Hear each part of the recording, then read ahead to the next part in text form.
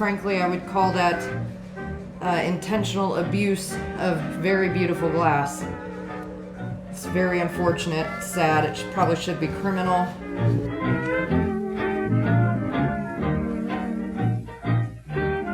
Hey y'all, welcome back to my channel. My name is Amanda. I'm a small seller. I currently sell on eBay as well as on Niknax. Check the video description for a link to both of my stores, as well as a promo or discount code in there for my Niknax store. If you're a new buyer on Niknax, you can get up to $5 off your first purchase by using that code. Today is a little bit of a different video.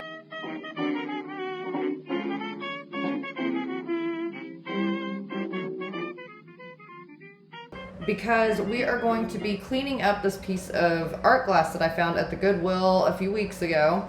And when I first came across it, I was gonna pick it up and clean it up, and then I decided, why bother? But when I went back, it was still there, and it was a yellow tag that I think was half off at the time, and so it was originally $2.99, and I think I got it for $1 or $1.99 or something like that.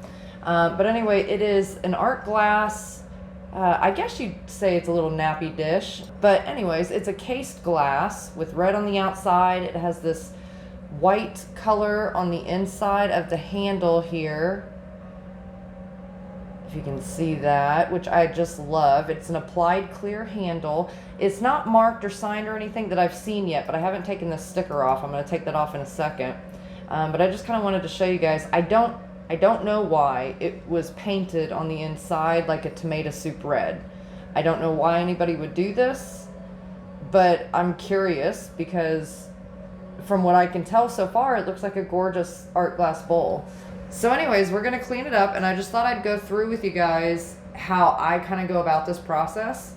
So let's get started. All right, so there's different things you can do. A lot of people will just go straight to acetone, and that is perfectly fine. I say case by case basis.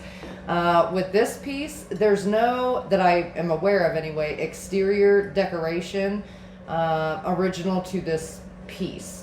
And so again, I don't know why they painted it, but when you are cleaning up or repairing pieces, like doing things like this, you just want to take into consideration any exterior decoration detail that you don't want to ruin with things like acetone and stuff like that.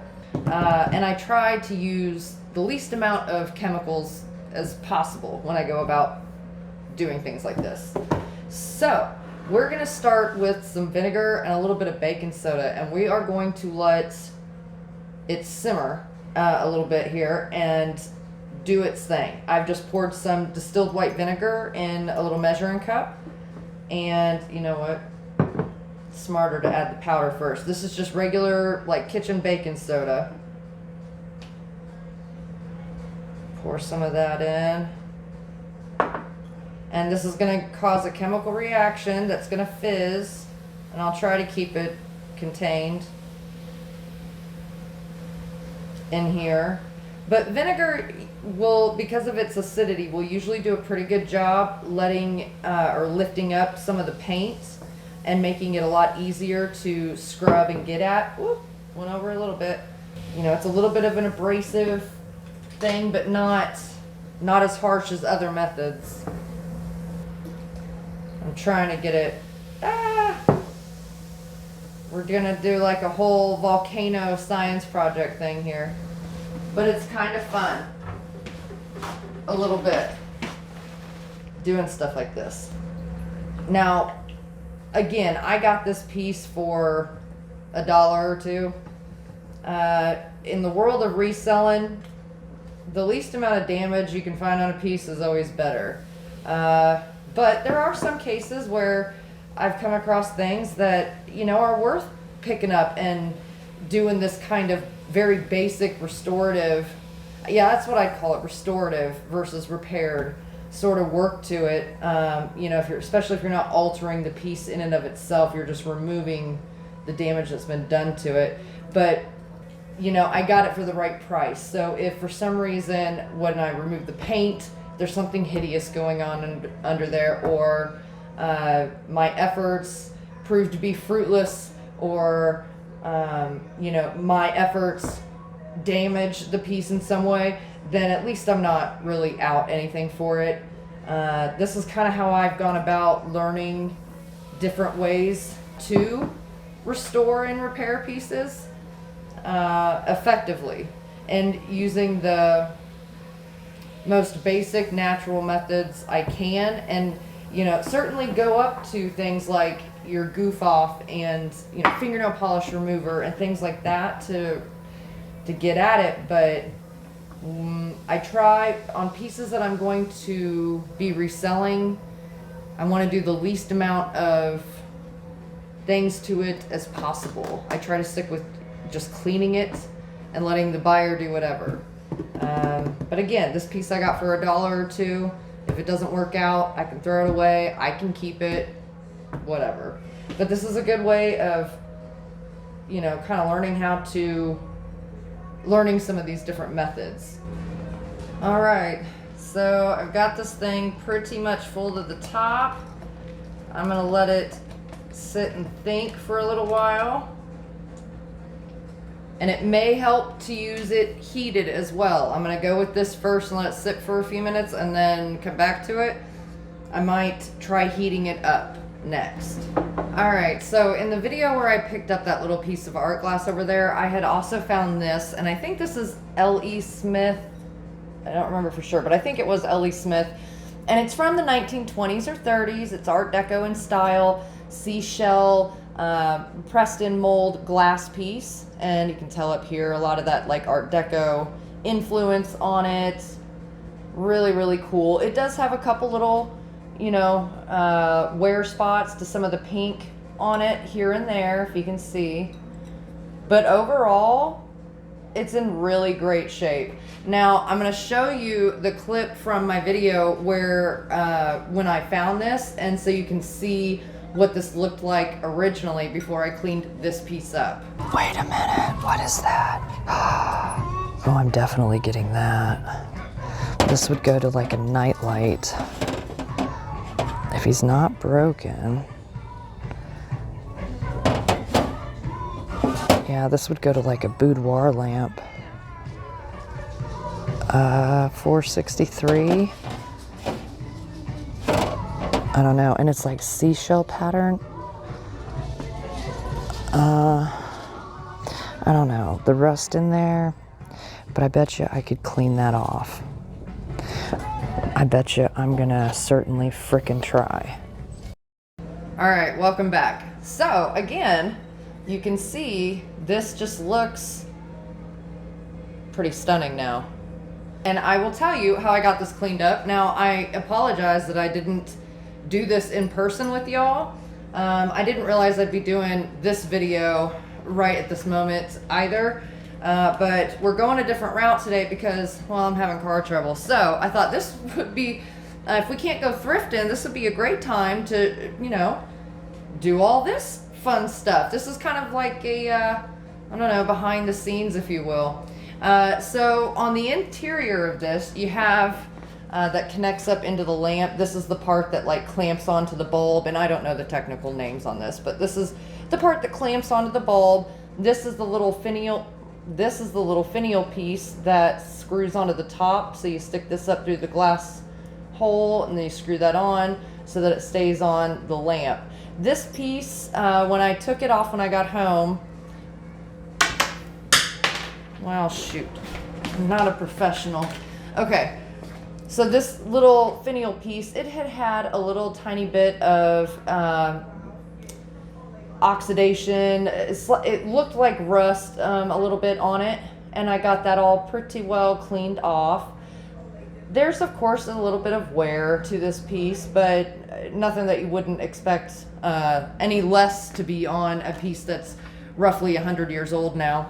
So then you have the little piece that clamps onto the light bulb here, and what this is sort of a spring-like action going on. So you have your screw that sits in here, and if you squeeze these together, it loosens. You pull your screw down and out. Now the screw, you can still see some of the discoloration and everything on there, but this thing was pretty caked in rust. The whole backside here was caked in rust. It was pretty bad, and you can get these brand new and stuff, but if I can keep, like, legitimately keep the original hardware on it, I want to.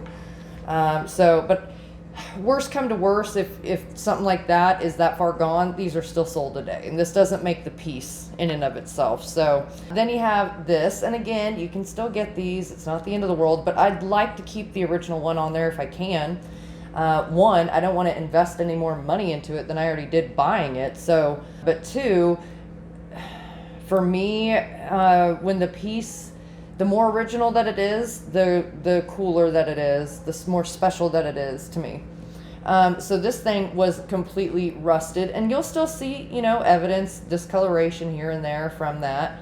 You know, it's not like it looks 100% brand new. Again, it's 100+ years old-ish right now, so to be expected. But nonetheless, I was able to get most of all that corrosion and stuff off there, and it looks presentable again. How did I do that? Vinegar and baking soda. I kind of took some fine steel wool. That's something else that I usually keep in my little basket that I tote around, is very fine steel wool. So I took and I rubbed that on there pretty good at first, just to try to loosen up the surface level. And then I soaked these things, all three of these things, for, I don't know, 2 or 3 days to really let it eat away at the rust and all that stuff. And that way I didn't have to spend more elbow grease, like scraping it off. It would just eat away. And it worked. And so when I took them out, I just rinsed them off briefly and then took my steel wool to it again, and really most all of that just like slid right off. It was gross, but it worked. So, you know, I was able to save the piece, or the hardware to the piece.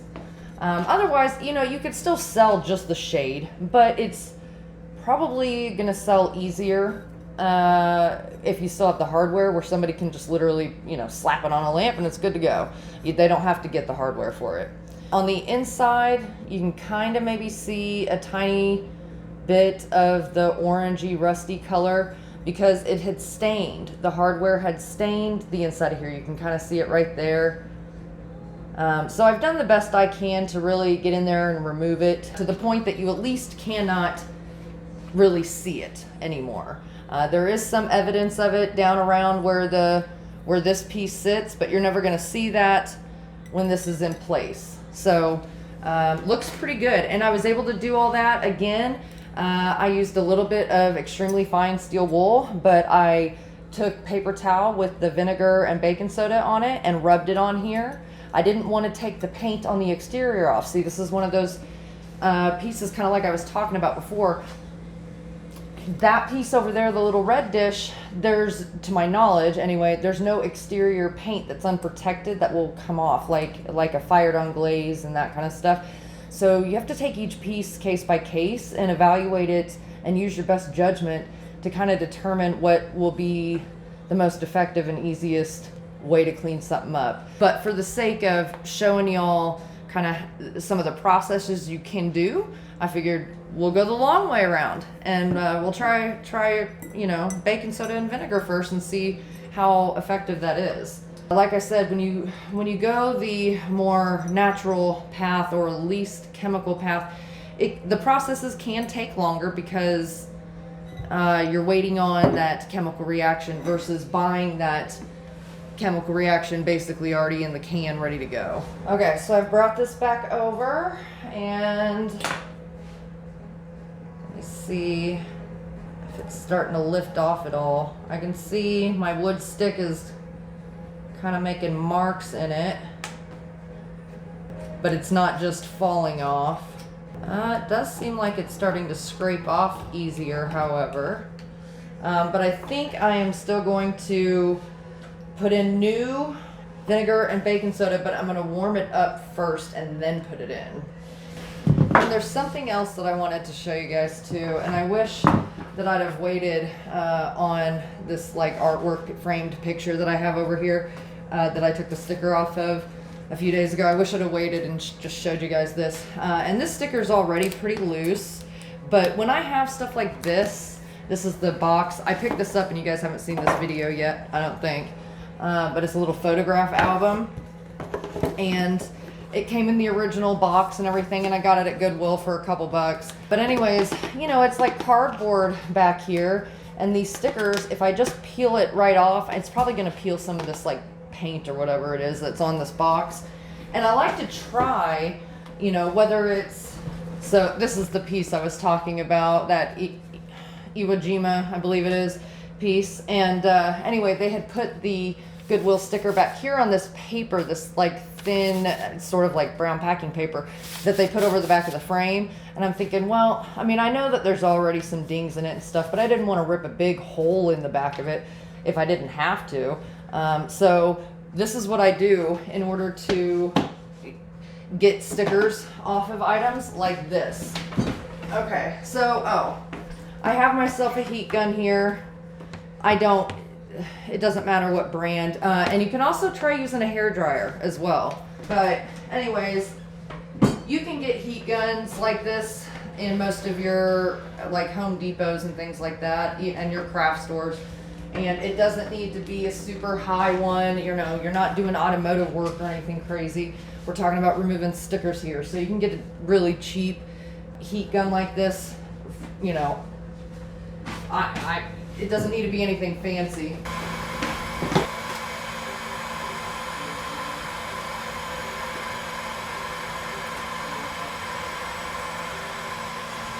And there we go.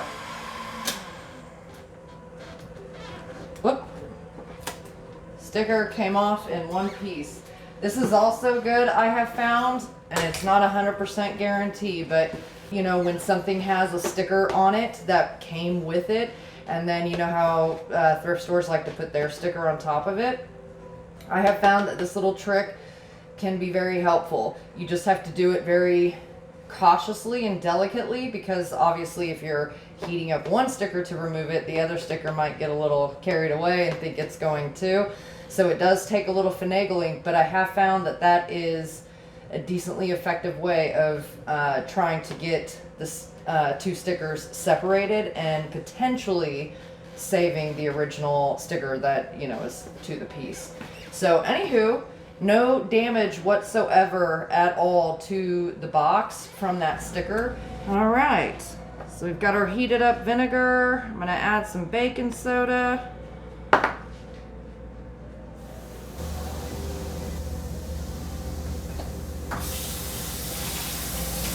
All right, now we'll wait on this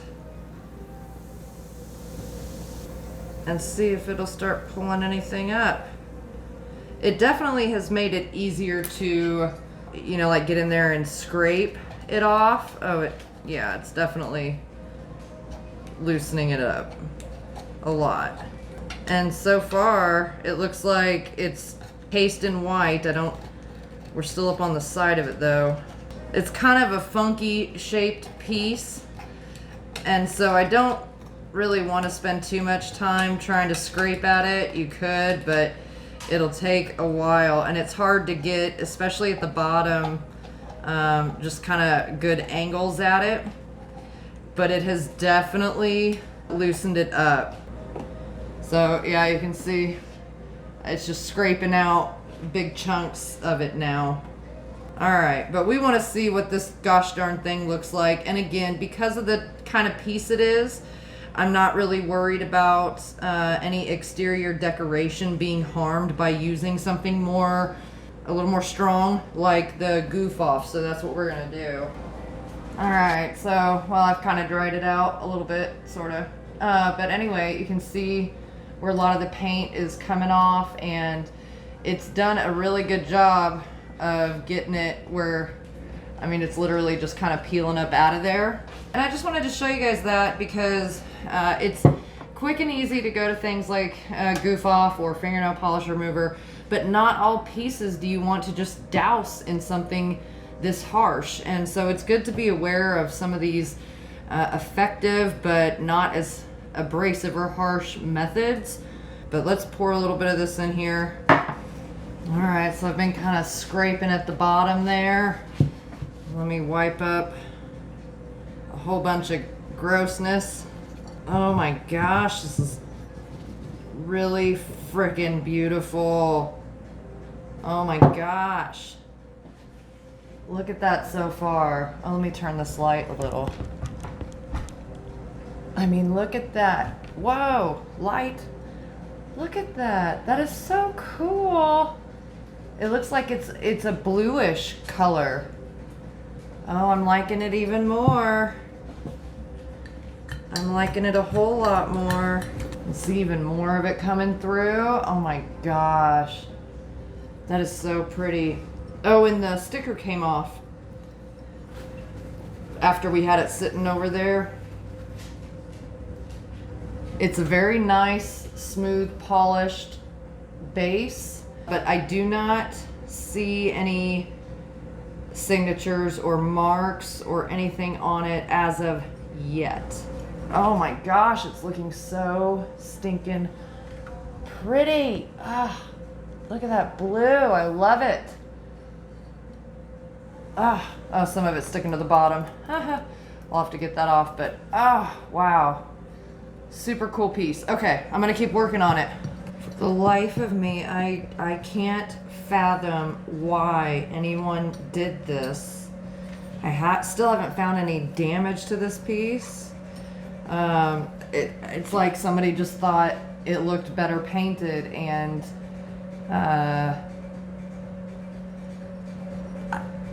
I don't have words for that. Frankly, I would call that intentional abuse of very beautiful glass. It's very unfortunate, sad. It probably should be criminal, but what are you gonna do? I was literally kind of expecting that we would find something underneath here to explain this, because I just can't imagine in any world of any sort of sane sense that this sort of atrocious behavior would occur, but here we are. So, okay, you guys, so this is how it looks. I think I have gotten all of it cleared out. It is beautiful. It is stunningly gorgeous. Wow. I was expecting, why would you paint this? Why would you commit such an atrocity on this gorgeous piece of glass? I have no clue why, but I just thought, well, there certainly has to be some kind of like damage or something going on in here that, they were just covering it up. No, I have no idea why someone would do that, but it looks just beautiful, just absolutely flippin' beautiful. I'm in love with it. I'm not sure who makes this one. Again, it does have a nice, smooth, clear base to it, but there you go, guys. And so for $1 or so, I mean, if I went to resell this, I mean, I would say probably around $30 or so would be resale value. Just depends, but that is stinking gorgeous. All right, guys. Well, I just thought I'd show you on a few of these pieces, just kind of how I go about removing stickers and paint and other stuff. And like I said, it just always depends on the piece. This one had applied glaze or paint on the exterior that I wouldn't want to just wipe off willy-nilly. And then this one was cased glass. There was no exterior decoration that was unprotected, so you could kind of go to town with it a little bit easier. I've just pulled up to my favorite Goodwill. I've not been here in a little over a week, I think, and it's kind of late in the afternoon. It's like 5:30 on Saturday, March 7th, 8th, somewhere around there. My car broke down this past Monday, and I had to replace the starter in it, so I got that finally done this morning, and I just needed to get out of the house. I feel very cooped up inside of the walls, and the dog was losing his mind, so here we are. We're gonna go in and see what we can find. All right, y'all, here we go, heading on into the Goodwill. It does kind of look prettier with the sun going down.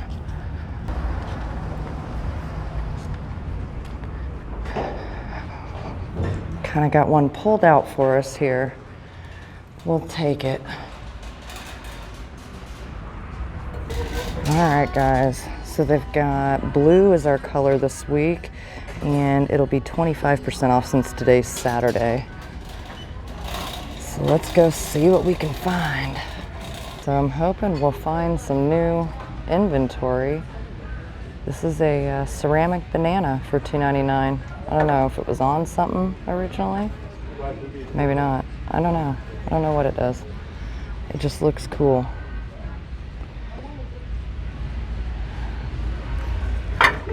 Couple blue glass plates there. Looks like they match too. Well, let's check out our favorite aisle here, or at least my favorite aisle, generally. Oh, that's kind of a neat little thing. Huh. Oh, wow. They have $5.25 on that. That's crazy. Okay. And they got two more here. Hope, love, live. But for almost $6, that's a little up there. Oh, there's some cool hand-painted cups and saucers. This one's still here from before. Uh-oh, that's a music box, or it was. Wow, it's kind of looking sparse in here, although it is late in the day, so. Oh, I was wanting to see what this plate was, but it's a like tourist piece. It is signed though, Hernandez. So that is kind of cool. Okay, I don't know what this is supposed to be, but it's a tile of some kind. Sorry, excuse me. Oh, look at this. Little Pirates of the Caribbean action. Spoon Teaks, copyright, made in China. Oh, it sold for $16 originally. They got $3.25 on it. Niagara Falls. Darn, not seeing a whole lot. This guy's kind of cute. What's he say on him? Paula, 1971, made in USA. Aw, I don't know how much they want for him. He's not tagged. Some seashell shenanigans. Okay, well, we can keep on looking. Let's see what we got going on here. Oh, that Francoma piece is still here, but it's badly damaged. They have $3.99 on that. But he's pretty broken. And I was kind of hoping that, you know, they'd be in here like stocking, for, you know, preparing for the next day. These are little napkin holders. I was gonna say, that looks familiar. Yeah, made in Japan. I got $3.99 on it. I think it's part of that set I was looking at a week or two ago, and it just kind of has this weird feeling to it. Oh, look at this cream and sugar. That's modern. I got $5.78 on this piece, $5.78 on the creamer. That's kind of neat. Too bad Mary's banged up there. Well, and Jesus, his whole face is like smashed in. I don't know what happened here. It's too bad. It's not priced either. I think it says Bethlehem on there. Well, let's check this one. Oh, I think these match those plates, or that serving platter thing and the bowl up there. Yeah, here's another of these bowls. What do they have on these? $2.99 a cup. Well, that's kind of a fun cup. I don't know, it says souvenirs, but it still has the spoon, and I'm guessing this is like a strainer probably to steep your tea in. Here's some birdies. Made in China birdies.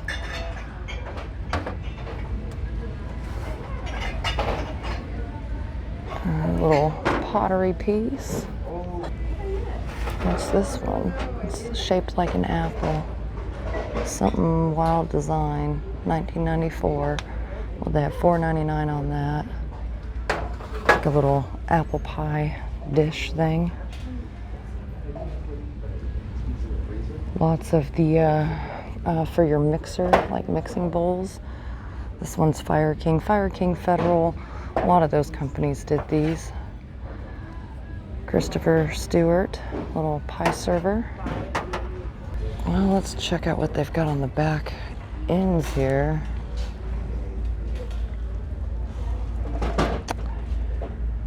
There's a cookie jar without a lid.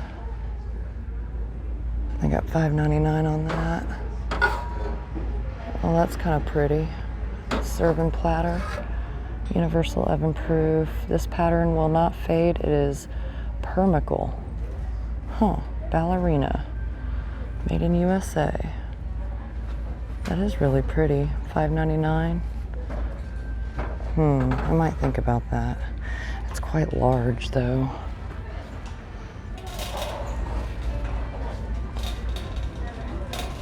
If I was really smart, I'd quit buying things so large, but what we got on here? Are these glass? No, they're plastic. All right. Got a little pressed glass pieces going on there. Some party light. Okay, well, this is one of my other favorite aisles. Well, that's kind of fun. Little green nesting bowls. I don't know what they say. I can't really read them upside down. Something starts with an S.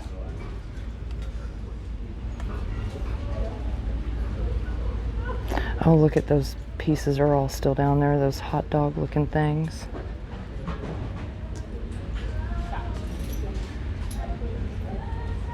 But yeah, guys, I'm not seeing a whole lot in the way of like new stuff. These are made in Portugal, newer piece. Here's a matching little one. I guess it probably came with like little serving bowls like that. Oh, that's kind of fun. Whoops. That's kind of fun and cute. Okay. Well, let's check metal. Check out the metal section here.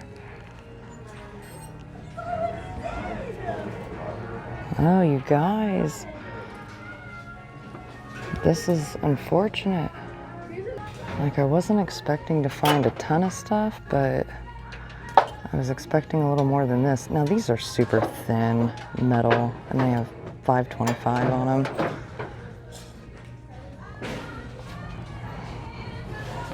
What do they have on these ones? $9.99 each.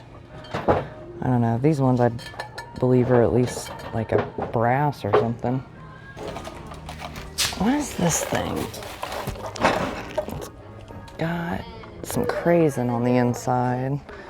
It's a newer piece, but it caught my eye because I saw it had some matching plates there. What is this? It's somebody's painting. Kind of looks and feels like an acrylic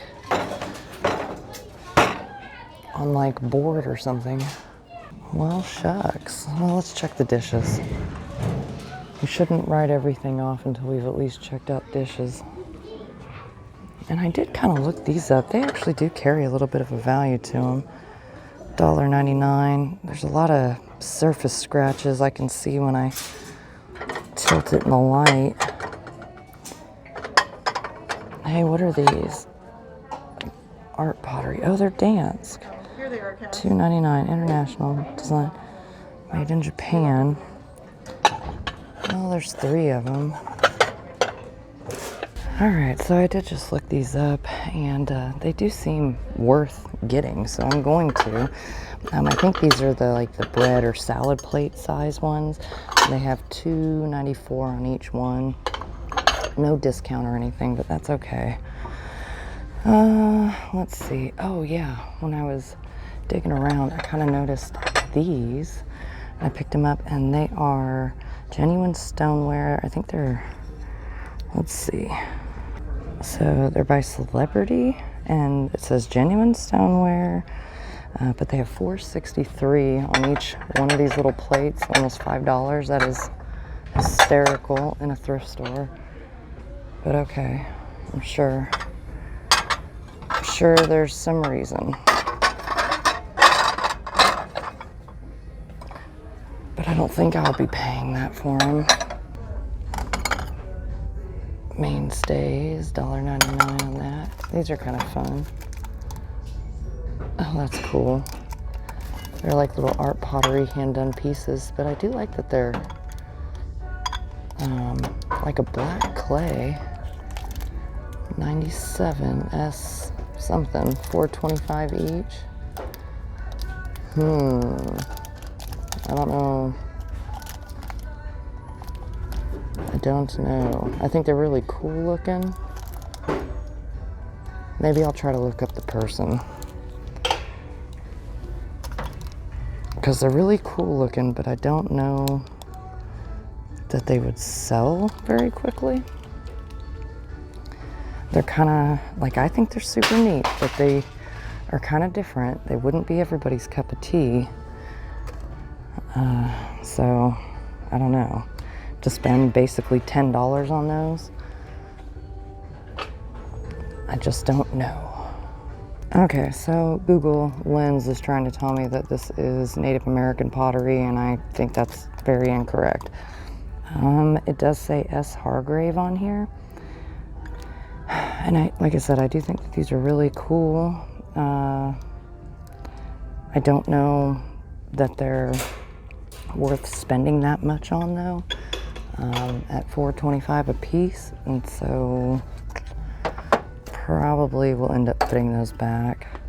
All right, well, I'll walk around another minute. If I find anything else, I'll come back to you.